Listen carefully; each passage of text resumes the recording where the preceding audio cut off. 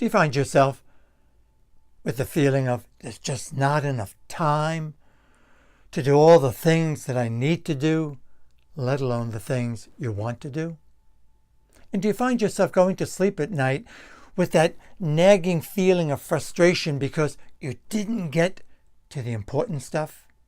You didn't have the time or the energy to spend with those dearest and nearest to you, or to the top priorities as they relate to your goals?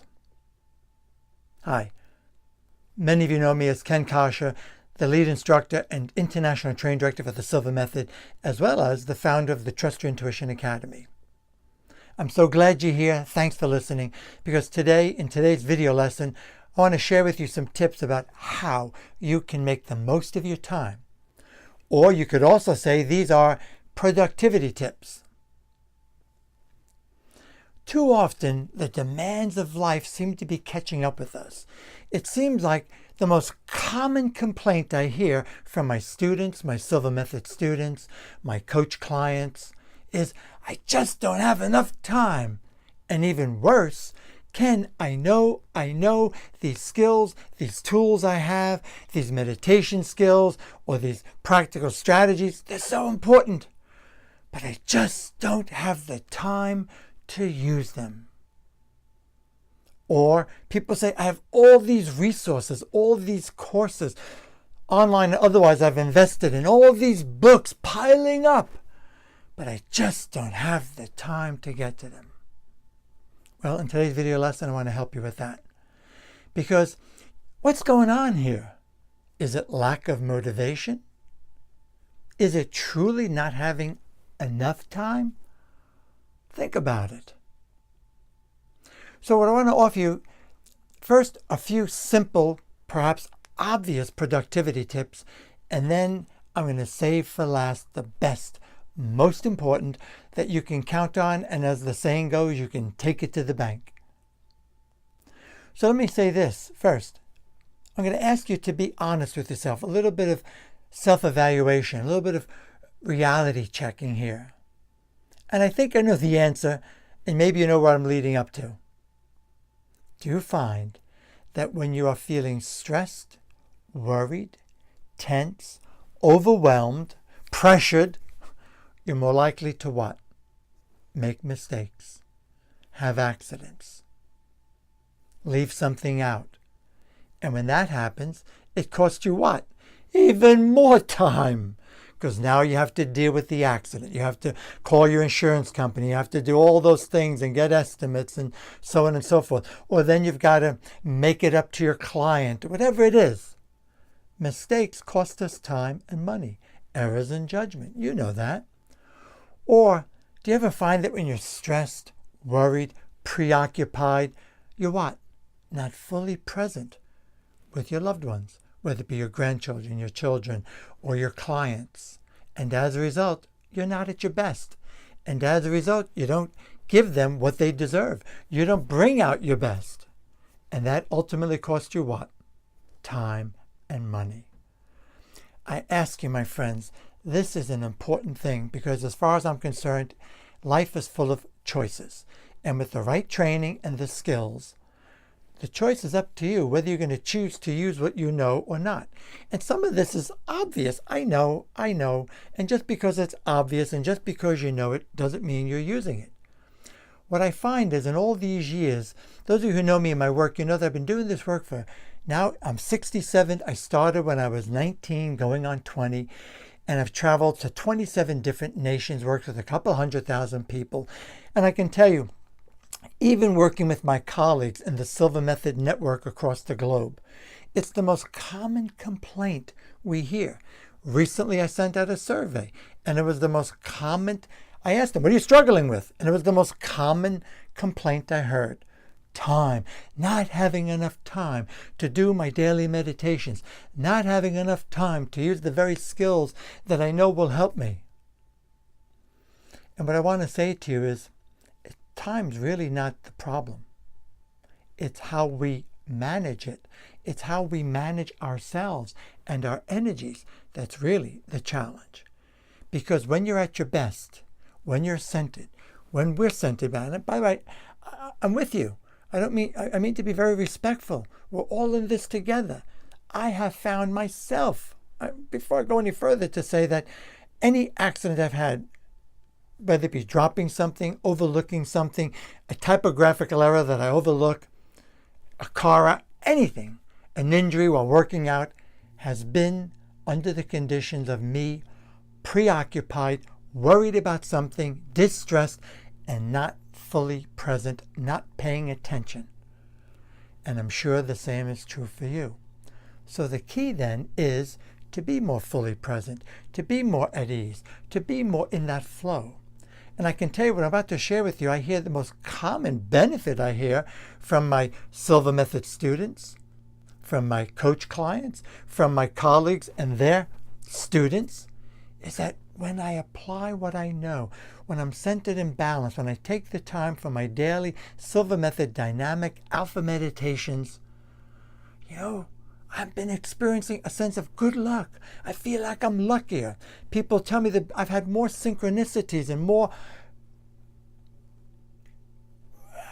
I'm searching for the word synchronicities or meaningful coincidences. Somebody told me recently, said, for a couple of years I had my condominium in Chicago, downtown Chicago, up for sale. I don't believe in meditation. I never did. But I started applying what you shared with me, Ken. And you know what? Interestingly enough, and my wife pointed this out to me, she said, and guess what? We just sold the condo. All of a sudden, things fit into place. We get into that flow state where it feels like the universe has got your back. And it's not magic, and it's not quick fix. And I, for one, am not about to mislead you, as too many people online are misleading people, seducing them with the promise of quick fix or instant enlightenment. It takes some effort. It takes doing your homework. It takes applying what you know. But it can be fun. It can be joyful. It's really up to you to apply that. So I'm speaking to myself as well as to you that the key is doing the things, making time for self-care, making the time for yourself to stay centered, balanced. So whether it be going for a nature walk, if you like walking through the woods or walking by the water or standing by the river or just enjoying your yard or talking with a dear friend or watching a good movie or listening to some good music, taking those pauses that help us to build resiliency, to help us bounce back. Like a pressure cooker, we need to be careful not to allow the pressure to build up to the point of no return where there's an explosion. We need to release the pressure, be proactive and release it before it builds up. So are you ready? Here we go. This is what I want to share with you. A very simple, easy, several tips to apply. I have been meditating since I did the Silva Method back in 71. And we didn't even call it that then. We called it entering your alpha level. But now we know, because of all the research, that it's basically meditation. This is what Mr. Silva did. He combined hypnosis, his background, hypnosis and meditation, and it became known as what we call dynamic meditation. And by the way, it's the most copied proprietary process on the planet in the field of personal and spiritual development, because it works as long as you use it. I've heard in this recent survey some people say, oh, it doesn't work so good for me. Please, I mean this with love in my heart. That's impossible. And maybe that's the mistake. You're waiting for magic. You're waiting for something to happen. It's up to you. It's up to me to apply it, to use. All they are tools, skills that as we apply, we get results. In fact, you can count on, at the very bare minimum, when you take the time daily for even as little as 5 minutes to up to 13. In fact, science now, neuroscience, has documented, although it might be fruitful for some to meditate for 30 minutes or more, 13 minutes will do the trick to help improve the brain, to help improve neuroplasticity in the brain, to help you create a state of homeostasis where your body's in balance, and it helps the body to heal itself. So at the very least, when you use your daily alpha meditations and you apply them for as little as 13 minutes, you can expect to have better health, a greater sense of vitality, more energy. You'll think more clearly. And when you think more clearly, you make less mistakes. You'll be more creative. You'll be more innovative. You get the idea? Now, I know you know this. However, you've got to remind yourself. You've got to feed the fire of motivation, because it can be tough, and there's a lot of things we struggle with. There's a lot of demands on our time. There's so many distractions that unless we remind ourselves constantly, what are your highest values? So if you have grandchildren like I now do, have 3, and it's important to you to spend time with them, to have energy to roll around the floor with them, to have the energy to pick them up and play with them. If you have a business, if you have family and friends and activities and hobbies and things you like to do, but you find you're lacking the energy to do them, it's important that you remind yourself what you value, so that that will motivate you to take the necessary action. So I kid you not, I know you know this. However, too often, because we know it, we don't do it, and we don't remember that. I remember Brendan Bouchard once I heard him say, just because it's common sense doesn't make it common practice. So once you make it common practice, once you do it often enough, repeatedly, daily, consistently, it becomes what? You've fired and rewired your brain. You've retrained your brain. You've created a new neural pathway, and you go on automatic like I am now. And it just becomes part of your lifestyle. And that, my friends, is what I want for you. And know in my heart that will be the case when you make the time. So here's a couple of tips along the way. One is, again, the gentleman, Brendan Bouchard, great guy. I've heard him in his work, and he calls it transition meditations. Never quite used that term myself, but it's something I've been teaching for the nearly 50 years I've been involved in this field. And that is, during your busy day, as you move from one task to another, from one meeting to another, from one project to another, from one situation to another, in between, stop. You don't need a lot of time. It could be 30 seconds, a minute. And wherever, make sure it's safe to do this. Close your eyes. Allow 3 very slow, deep belly breaths. Inhale through your nose very slowly. Hold it a couple of seconds. And then exhale out your mouth. And just think, release and relax. And then clarify your intention. What are you about to do? So just clarify, you're about to go into another meeting, you're about to read a book, you're about to go talk to a client, you're about to go give a presentation, you're about to drive a long distance, whatever it is. And that you want to do it mindfully, you want to do it with full attention, you want to bring out your best self. That's simple. Just clarify your intention. Open your eyes with an affirmation of great energy and vitality, and go about it. Second, all the research shows, and this is not me, my opinion, this is based on what we know in psychology and neuroscience, all the current research with respect to productivity.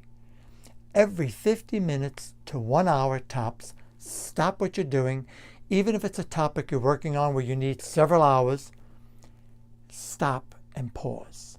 Again, it doesn't mean a coffee break. It could be as simple as just get up and stretch, close your eyes, a few slow deep breaths, get a glass of water, and then get back to work. The brain is very responsive to pauses like that and needs those pauses. Those of you who know my work and have been in the Silva method immersion with me, those 4 days that transformed your life, about every hour I take a what? A pause. Not that you leave the room, but you do something, a stretch, a movement, an exercise, massage the backs. And it keeps the energy flowing. It helps heighten the learning experience. It helps keep us focused. If you just do that, it'll make a world of difference. Second, I want you to, in the morning at least, bare minimum, and ideally midday, take an alpha break. Start your day, even though you've been sleeping. Do your stretching, drink your water, and then get your meditation in. And 13 minutes will do the trick. And here's a process I want to describe to you. Let's keep it simple. Usually I have 4 days in the Silva method immersion of life and intuition system.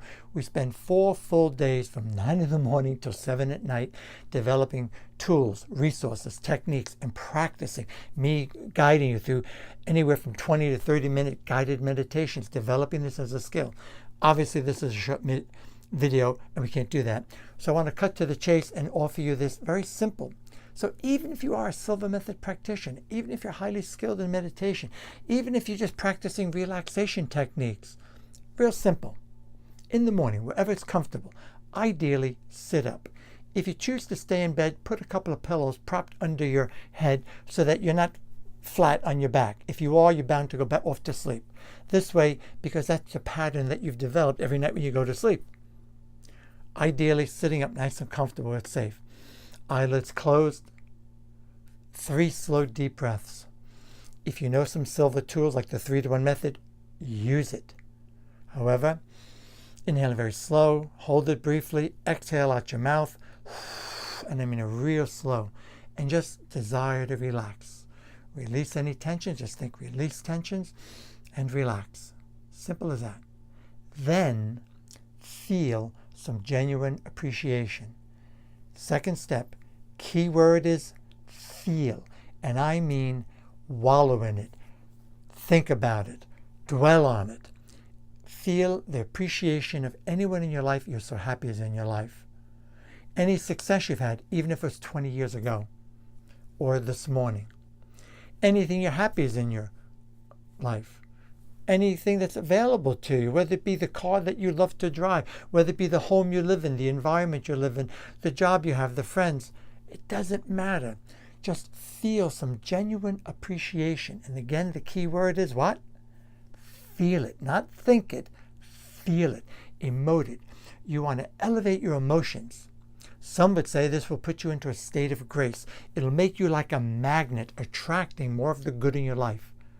I have found in all my coaching and work in my own life and with the thousands and thousands I've worked with, the surest way to manifest, and or to create more of what you want is to first appreciate what you do have. So you can do it for 30 seconds, a minute or two, anytime during the day, by the way. Then ask yourself, if it's the morning meditation, relaxation, what are my top 3 goals today? What are my top 3 priorities that I want to focus on? And then make a commitment and an agreement and do a little creative visualization. And if you're not so visual, just think it, describe it, positive outcomes. So if it's a business meeting, if it's you're giving a presentation, they're clapping for you, getting a standing ovation. The client is getting what you're saying, is understanding what you have to offer. They're agreeing, signing the agreement.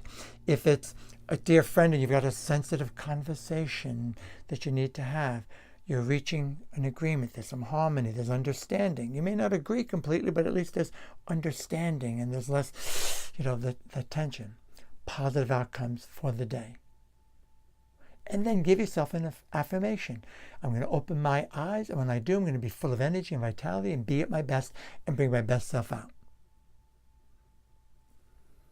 That might only take you 5 minutes to do. And I want you to start doing this during the day, periodically, especially if you're feeling a bit run down and lacking energy. It works better than a visit to Starbucks and will save you a whole lot of money. Clearly, the most common benefit, what I'm saying, guys, is, and the science, it's the science behind it also. When you stay centered, balanced, in harmony, you think more clearly. You are at your best. You're more likely to innovate. You're more likely to spark intuitive insights and wisdom that helps you to innovate and solve problems. You're more likely to say the right thing at the right time. You're more likely to experience what some call good luck. You can count on that. I'm not making this up. Just do it. And remind yourself of this. And work with it.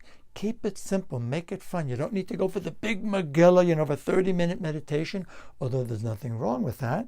I myself enjoy that in the morning. It's how I start my day. But that's me. That's me. What about you? What's important to you? And keep that in mind. So, my friends, I hope you found this helpful, these tips. More to come. I'm working on creating more and more content like this for you, simple, short, and sweet.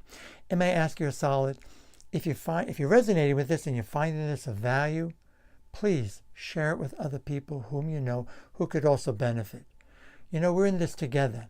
A better you really does help to create a better world. That is what drives me. People say, Ken, how do you stay in this? 47 years. This is my 47th year. I'm 67. This year I turned 67. And how I stay. Most of my friends are all retired. They've sold their businesses. I don't want to retire. What is that? I want to be meaningfully involved. Yes, I've slowed down. Yes, I'm much more selective in who I work with and where I go and where I travel. However, it's people like you that motivates me. And some of it's selfish because there is so much forgive me, injustice, imbalance in the world. It's really not fair, and nowhere is it written it's supposed to be fair. There's so many challenges and need for reform. And unless we raise the consciousness, unless we start caring for ourselves, for each other, for the planet, unless we start respecting ourselves, each other, the planet, our businesses, our clients, we're screwed. It's that simple.